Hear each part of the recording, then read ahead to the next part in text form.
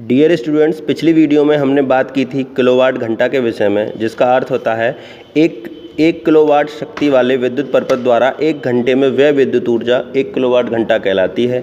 इसमें अगला टॉपिक है उसके आगे प्रतिरोधों का संयोजन। प्रतिरोधों के विषय में अब हम पहले ही बता चुके हैं कि विद्युत धारा के मार्ग में रुकावट विद्युत प्रतिरोध कहलाती है। तो प्रतिरोधों का संयोजन दो प्रकार से होता है, श्रेणी क्रम संयोजन एवं समांतर क्रम संयोजन। श्रेणी क्रम संयोजन होता है जैसा कि चित्र में दर्शाया गया है, R1 प्रतिरोध जिसके सिरों पर विभवांतर V1 है, R2 प्रतिरोध जिसके सिरों पर विभवांतर V2 है, R3 प्रतिरोध जिसके सिरों पर विभवांतर V3 है। V वोल्ट की बैटरी से I एम्पियर की धारा अपने मार्ग में सीधी ही निकल जाती है। माना कि तीन प्रतिरोध R1, R2, R3 को परस्पर श्रेणी क्रम में जोड़ाया गया है। जब संयोजन के सिरों पर V विभवांतर लगाते हैं तब तीनों प्रतिरोधों में समान धारा I बहती है, क्योंकि धारा के मार्ग में रुकावट इन तीनों प्रतिरोधों के द्वारा होती है। धारा का मान बढ़ता नहीं है, किसी और श्रृंखला में या किसी और परिपथ में धारा का मान नहीं बढ़ता है, जबकि समांतर क्रम संयोजन में धारा बढ़ जाती है, जबकि उनके सिरों पर विभवांतर क्रमशः V1 व V2, V3 रहता है। प्रतिरोधों के सिरों पर विभवांतर हम जानते हैं ओम के नियम से V बराबर IR होता है, तो इसलिए V1 बराबर IR1, क्योंकि धारा का मान समान है, प्रतिरोध का मान अलग है एवं प्रतिरोध के सिरों पर विभवांतर V अलग है। V2 बराबर हो गया I2R2, V3 बराबर हो गया IR3। अतः संयोजन के सिरों पर कुल विभवांतर होगा V बराबर V1 plus V2 plus V3, अर्थात V बराबर IR होता है IR, V1 का मान IR1, V2 का मान IR2, V3 का मान IR3। आई कॉमन ले लिया, आई से आई कट गया, R बचा R1 plus R2 plus R3। समांतर क्रम संयोजन श्रेणी क्रम संयोजन में जुड़े प्रतिरोधों का कुल प्रतिरोध R बराबर R1 plus R2 plus R3 होता है। अब आता है समांतर क्रम संयोजन। समांतर क्रम संयोजन जैसा कि चित्र में दिखाया गया है, V वोल्ट की बैटरी से तीन प्रतिरोध R1 व R2 व R3 समांतर क्रम में जुड़े हुए हैं, अर्थात I एम्पियर की धारा बैटरी के धन टर्मिनल पॉजिटिव टर्मिनल से निकल कर जाती है, तो इस A बिंदु पर पहुँच के धारा बढ़ जाती है। R1 प्रतिरोध में I1 धारा चली जाती है, R2 प्रतिरोध में I2 धारा चली जाती है और R3 प्रतिरोध में I3 धारा चली जाती है। तीनों प्रतिरोधों के सिरों पर विभवांतर V समान रहता है तथा उनके सिरों पर विभवांतर समान रहता है। I बराबर हमारा होता है ओम के नियम से होता है I बराबर V अपॉन R, तो I1 बराबर हो गया V अपॉन R1, क्योंकि वैद्युत विभवांतर समान रहता है। I2 बराबर VR2, I3 बराबर V अपॉन R3। अतः संयोजन में प्रवाहित कुल धारा होगी I बराबर I1 plus I2 plus I3। I का मान रख दिया I बराबर V upon R, V common ले लिया 1 upon R1 plus 1 upon R3 बचा, तो V से V कट गया, बचा 1 अपॉन R बराबर 1 upon R1 plus 1 upon R2 plus 1 upon R3। ओमीय प्रतिरोध, अगली हेडिंग है ओमीय प्रतिरोध। वे प्रतिरोध जो ओम के नियम का पूर्णतः पालन करते हैं ओमीय प्रतिरोध कहलाते हैं। इन परिपथों के सिरों पर लगाए गए विभवांतर तथा उनके संगत परिपथ में प्रवाहित विद्युत धारा का अनुपात नियत रहता है, जैसे सभी धात्विक चालक, तांबे का तार, पारा एवं टंगस्टन के तार।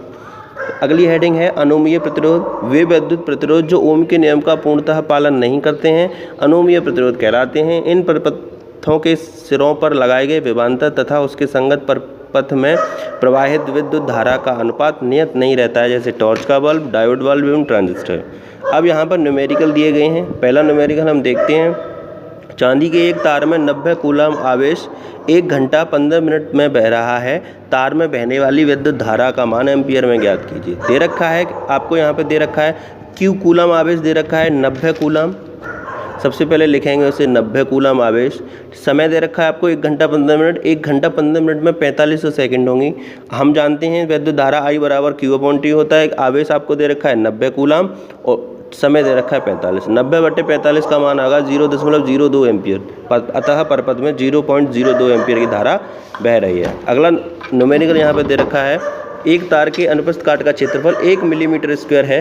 प्रति मिनट 2.4 गुणा 10⁸ इलेक्ट्रॉन गुजरते हैं। तार में धारा घनत्व का मान ज्ञात कीजिए। आपको तार के अनुप्रस्थ काट का क्षेत्रफल 1 मिलीमीटर स्क्वायर दे रखा है। 1 मिलीमीटर स्क्वायर को मीटर स्क्वायर में बदलने के लिए 1 गुणा 10⁶ मीटर स्क्वायर होते हैं। n का मान यानी कि इलेक्ट्रॉनों की संख्या दे रखी है 2.4 गुणा 10⁸। समय दे रखा है प्रति मिनट, यानी कि 1 मिनट समय दे रखा है, अर्थात 60 सेकंड। हम जानते हैं Q बराबर n ही होता है। कूलाम आवेश Q बराबर NE, तो N का मान 2.4 गुणा 10 की घात 18, E का मान इलेक्ट्रॉन पर आवेश 1.6 गुणा 10 की घात 19 माइनस के, तो ये निकल के आया 2.4 गुणा 1.6 करेंगे 3.84 हो गया, और 10 की घात 19 माइनस में से 10 की घात 18 प्लस के चली जाएगी तो 10 की घात माइनस के 1 कूलाम बचा। हम जानते हैं I बराबर Q/T होता है, तो Q का मान निकल के आया 3.84 गुणा 10 की घात माइनस के 1, समय था 60 सेकेंड, तो 60 से भाग लगा देंगे तो आपका धारा का मान निकल के आएगा 0.64 गुणा 10 की घात माइनस के 2 एम्पियर। धारा घनत्व तो होता है J बराबर I/A। किसी धारा घनत्व की परिभाषा होती है किसी तार के प्रत्येकांक क्षेत्रफल से गुजरने वाली धारा का मान।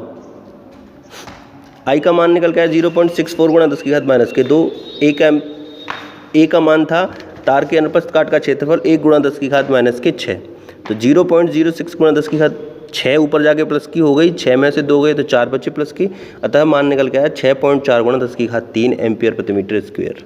एक उदाहरण यहाँ दे रखा है, 10 ओम के मोटे तार को पतले तार में खींचा जाता है जिससे इसकी लंबाई 3 गुनी हो जाती है, इसका नया प्रतिरोध ज्ञात कीजिए। जब किसी चालक तार को खींचा जाता है तो उसका n गुनी कर दी जाए लंबाई, तब तार का विद्युत प्रतिरोध n² गुना हो जाता है, अर्थात R2 बराबर n² R1। n का मतलब कितने गुना, 3 गुना हो रही थी, n का स्क्वायर हो गया गुणा R1 का मान। R1 का मतलब होता है प्रारंभिक प्रतिरोध, जैसे 10 ओम का प्रतिरोध था तो 3 का स्क्वायर 9 गुणा 10 अर्थात 90 ओम। 3 गुना लंबाई वाले प्रतिरोध का मान 90 ओम हो गया। अब आपको प्रैक्टिस के लिए कुछ न्यूमेरिकल यहाँ पे दिए गए हैं जो आपको हल करने हैं। पहला न्यूमेरिकल है, तांबे के प्रति घन सेंटीमीटर में 8.4 गुणा 10 की घात 22 इलेक्ट्रॉन होते हैं। इसके 1 वर्ग मिलीमीटर अनुप्रस्थ काट वाले क्षेत्रफल वाले तार में 0.21 एम्पियर की धारा बह रही है। इलेक्ट्रॉन का अनुगमन वेग ज्ञात कीजिए। एक तार की लंबाई 2 मीटर तथा अनुप्रस्थ काट का क्षेत्रफल 1 गुणा 10 की घात माइनस के 7 मीटर स्क्वायर है। तार के सिरों पर 200 वोल्ट का विभवांतर लगाने पर उसमें 3.2 एम्पियर की धारा बहती है। तार के प्रति एकांक आयतन में मुक्त इलेक्ट्रॉनों की संख्या 2 गुणा 10 की घात 28 प्रति घन मीटर क्यू हो तो ज्ञात कीजिए मुक्त इलेक्ट्रॉनों का अनुगमन वेग एवं इलेक्ट्रॉनों की गतिशीलता। एक उदाहरण यहाँ पे दे रखा है, नाइक्रोम का विशिष्ट प्रतिरोध 100 माइक्रो ओम सेंटीमीटर है। नाइक्रोम के 5 मीटर लंबे तथा 0.01 सेंटीमीटर परिच्छेद वाले तार का प्रतिरोध ज्ञात कीजिए। एक उदाहरण दे रखा है, 15 मीटर लंबे एवं 6 गुणा 10 की घात माइनस के 7 मीटर स्क्वायर परिच्छेद क्षेत्रफल वाले तार में नगण्य धारा प्रवाहित करने पर तार का प्रतिरोध 5 ओम मापा गया है। प्रायोगिक ताप पर ताप के पदार्थ का प्रतिरोधकता ज्ञात कीजिए।